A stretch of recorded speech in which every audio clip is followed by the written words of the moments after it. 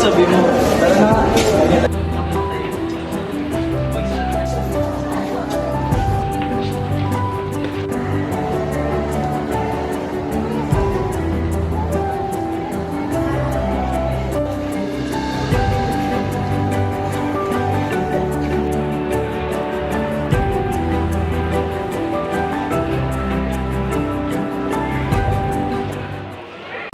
Doon ako nag-boring sa buhay ko. Ganyan ba talaga pag single? Baka nakalimutan ko single. Siya ano? Loko ka talaga. Kailan ka ba magsiseryoso? Ikaw, kailangan ba magsiseryoso?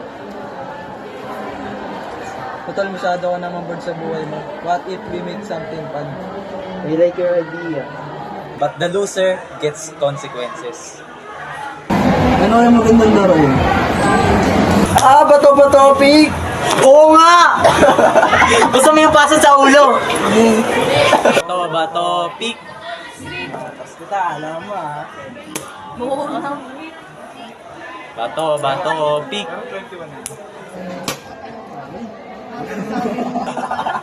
Masakit ba? Oo, sakit. Bato ba topic? Ako naman, kala mo. Oh. Bato ba topic? Bato ba topic? Ano ba yan? Yan, isang ng hampas mo. Tara, unboxing naman tayo. Sige pa, kung matalo mo ako. Ano, kaya pa? Sikso. Tungan dayo. Tara na nga, masyado kong madaya. Pulutin mo yung mga kalat natin.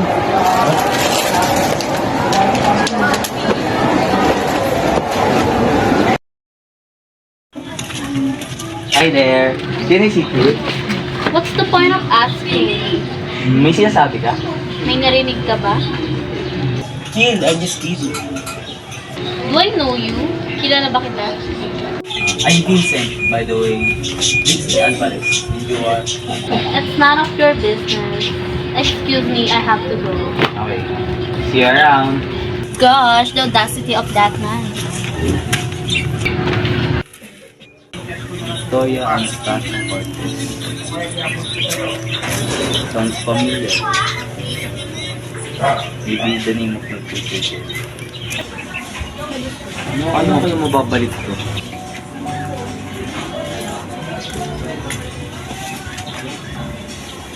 Alam ko na.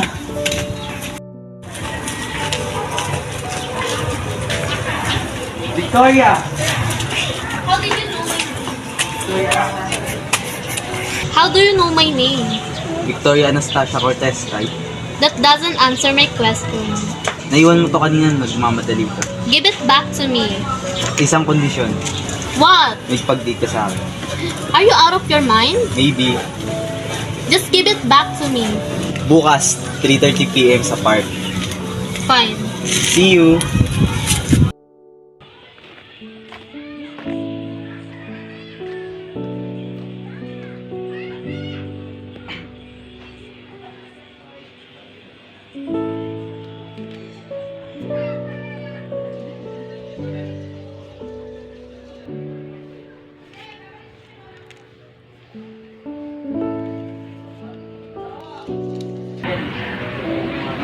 Nakabahan ako, tingin sa na.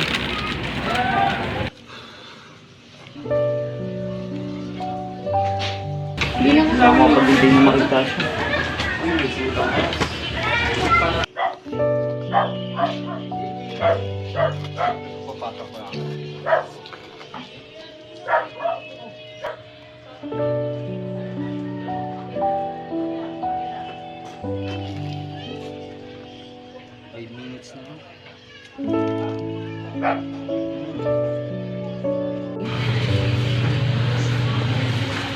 Baka naman yung nangyari sa babae niya.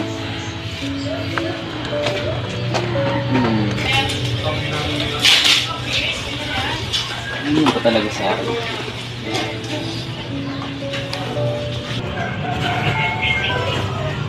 Shit! I forgot to check the time. I hope he's still there.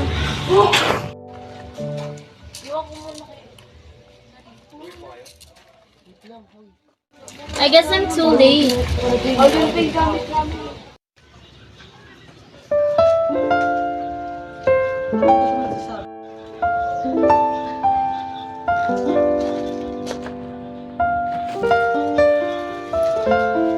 We are both right in the end.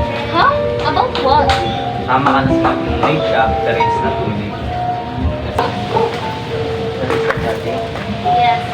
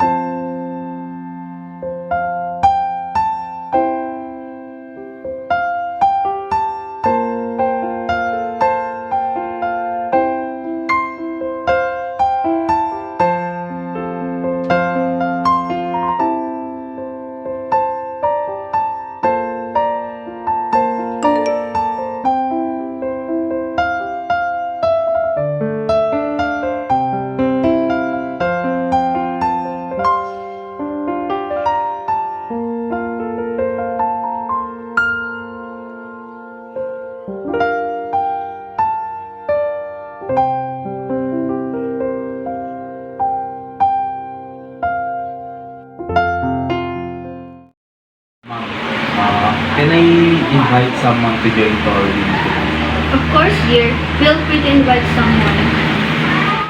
Madam, sir, halito na pa ang mga bisita niyo. Pasok po kayo.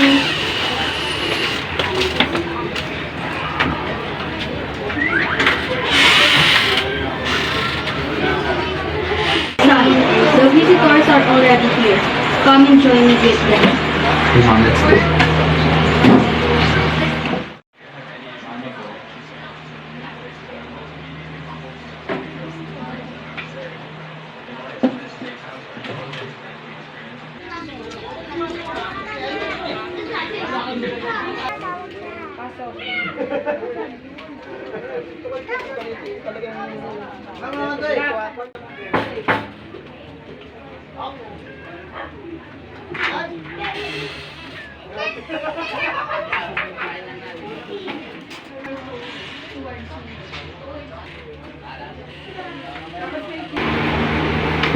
Good eve, Tita. Oh, welcome. I am my son's friend. Okay, dear, sit down.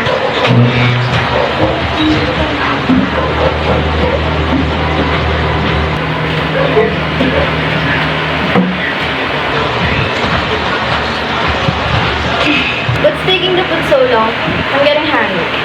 Who's this girl? Anong ginagawa niya dito? Sorry for not introducing myself earlier. Let me introduce myself. My name is Victoria Anstata Cortez. Cortez.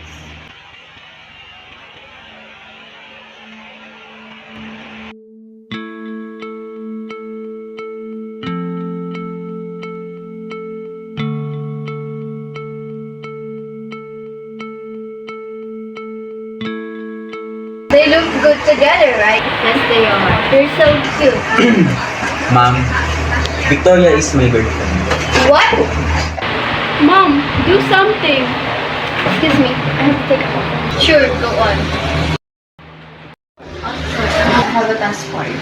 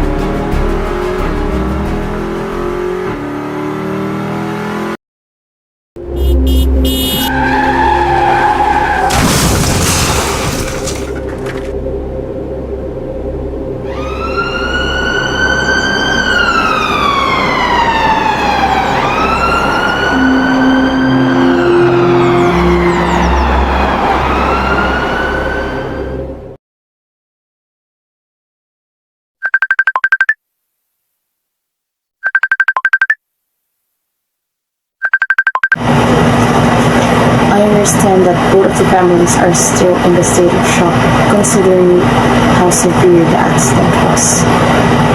Both Vincent and Victoria have sustained traumatic brain injuries, and they're both engaged in a slow recovery process.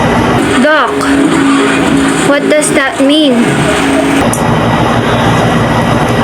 A head injury from a car crash is called traumatic brain injury. It's when the brain gets hurt because of a strong heat, like the accident that happened. How bad are the injuries? How's my daughter? It's hard to say that right now. They're both in a deep sleep to help their brains heal. We won't know the full extent of their injuries until they wake up. Is there anything else we can do, doctor? Right now, we need to give them time and be patient. But there's a treatment in another country that could help Vincent get better faster. How about Victoria? The same treatment could help Victoria too, but I need to tell you there are risks. And sometimes when people have injuries like this, they wake up without remembering things before. It's called post-traumatic amnesia. We can't be sure if it will happen, but it's something to be ready for. I want what's best for Vincent. If this treatment can help him more, I want to try it. I understand. We'll start making plans for his transfer. And for Victoria, we'll do everything we can here to help her get better.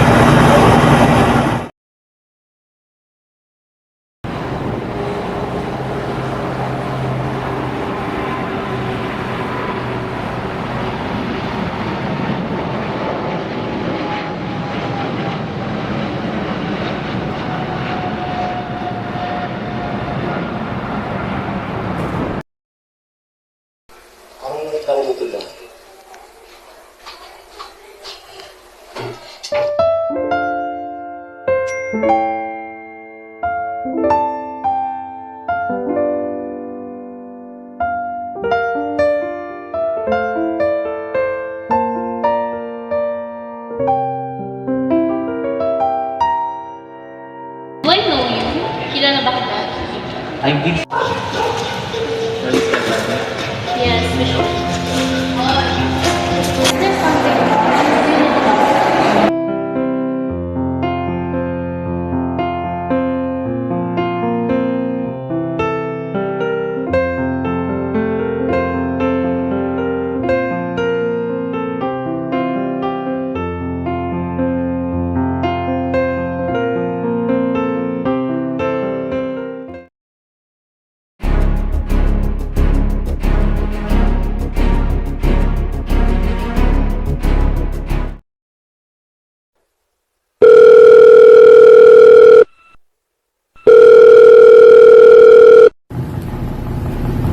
Sino ka ba? Ano ba yung laman mo? Hawak ko ang mahal mo sa buhay. Victoria, right? Ang taong pinakamamahal mo. Kaya lang ko siyang sasaktan. Huwag ko siyang saktan.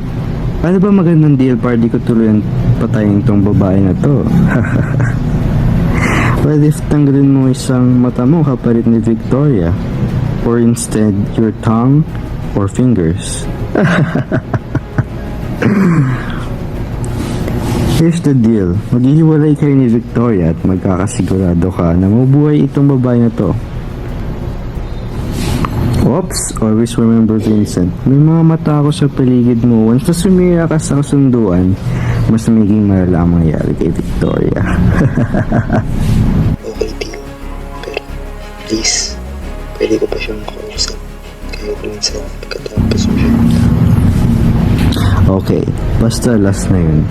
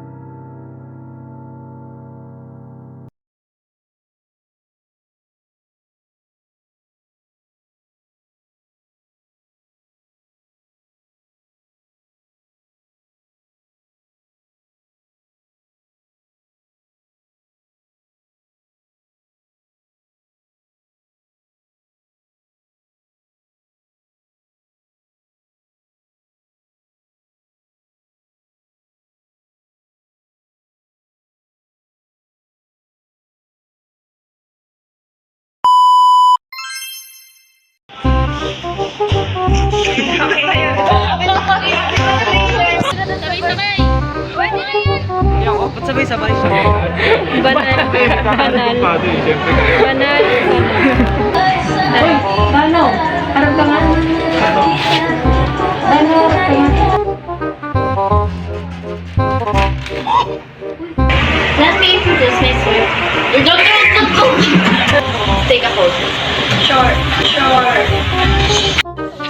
May bloopers na kayo, guys. Lagi may kakain na kayo mga... Pwede ba yung sabi nila? Uy! Ang kulit ito! Start na tumaan ka pa.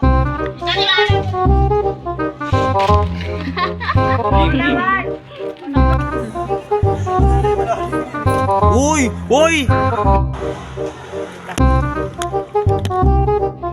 Thank